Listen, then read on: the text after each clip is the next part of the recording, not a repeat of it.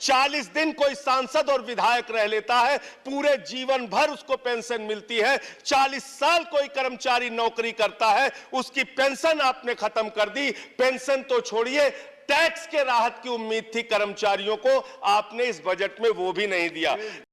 दोस्तों बिल्कुल सही कहा है संजय सिंह ने। हमारे भूतपूर्व सैनिकों को ऐसे ही मोदी सरकार पागल बना रही है।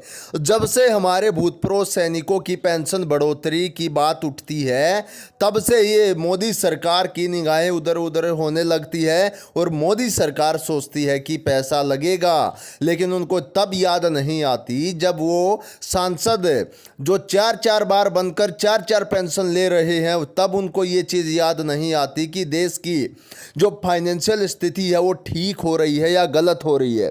तो इसी बार भी ऐसा ही हुआ। संजय सिंह ने भरे सदन में मोदी को पकड़ लिया। उनसे पूछा गया कि 1 रैंक 1 पेंशन जैसे बड़े मुद्दे पर, एमएसपी जैसे बड़े मुद्दे पर या फिर डिसेबिलिटी इक्वल जैसे बड़े मुद्दे पर सरकार क्यों मौन है, क्यों हमारे भूतपूर्व सैनिकों को जो है लाभ देना नहीं चाहती, क्या चाहती है मोदी सरकार। आप देख सकते हैं संजय सिंह के ऑफिशियल ट्विटर हैंडल पेज पर यह कहा गया है OROP को लेकर। और यहाँ पर आप देख सकते हैं रैंकों को लेकर, जिन जिन रैंकों को फ़ायदा नहीं दिया जाता, ऑफिसर रैंकों को खासकर मलाई दे दी जाती है, लेकिन हमारे जेसीओ जवानों को कुछ नहीं दिया जाता। संजय सिंह ने देश के हालात को लेकर, देश में जो बेरोजगारी हो रही है, देश में जो युवाओं का हाल है, सब कुछ बताया इस वीडियो में। एंड तक जरूर देखिए और अपनी राय कमेंट बॉक्स में हमें बताइए। खाओ डिजिटल, गाओ डिजिटल, देश का बैंड बजाओ डिजिटल। रुपया डिजिटल, बैंक भी डिजिटल और सेना का टैंक भी डिजिटल। बच्चे पाएं डिजिटल शिक्षा और फिर मांगे डिजिटल भिक्षा। बच्चे पाएं डिजिटल शिक्षा और फिर मांगे डिजिटल भिक्षा।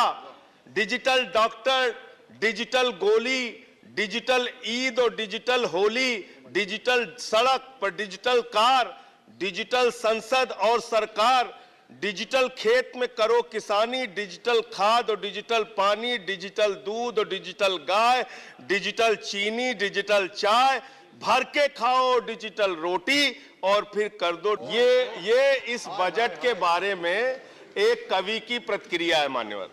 और जो इस सरकार के दावे हैं, अब उस पर थोड़ी बात कर लेते हैं मान्यवर। इन्होंने कहा है कि 60 लाख नौकरियां देंगे। मैं पूछना चाहता हूं, आपने तो स्वयं स्वीकार कर लिया, पहले तो आप 2-2 करोड़ करके लोगों को मूर्ख बनाते रहे और अब आप खुद स्वीकार कर रहे हैं कि 2 करोड़ आपके बस की नहीं है। अब आप 60 लाख नौकरियां देने की बात कह रहे हैं। और आप नौकरियां कैसे दे रहे हैं नौजवानों को मान्यवर?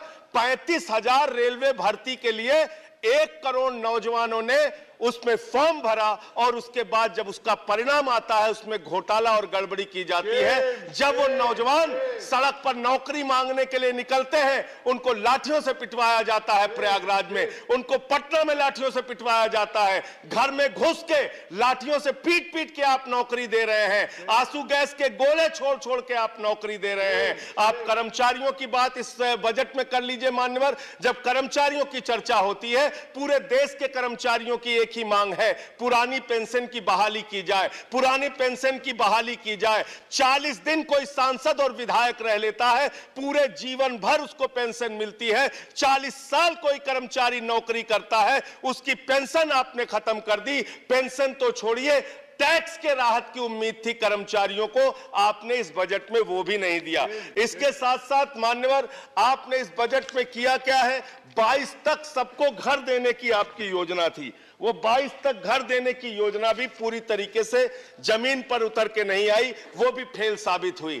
जब आपसे पूछा जाता है सरकार की उपलब्धि क्या है, सरकार की आमदनी क्या है, आप सीना ठोक के कहते हैं अरे हमने तो आमदनी बढ़ा दी, देश का एयरपोर्ट बेच दिया। फिर आपसे पूछा जाता है कुछ आमदनी बढ़ी क्या सरकार की, कहते हैं हाँ बिल्कुल बढ़ा दी।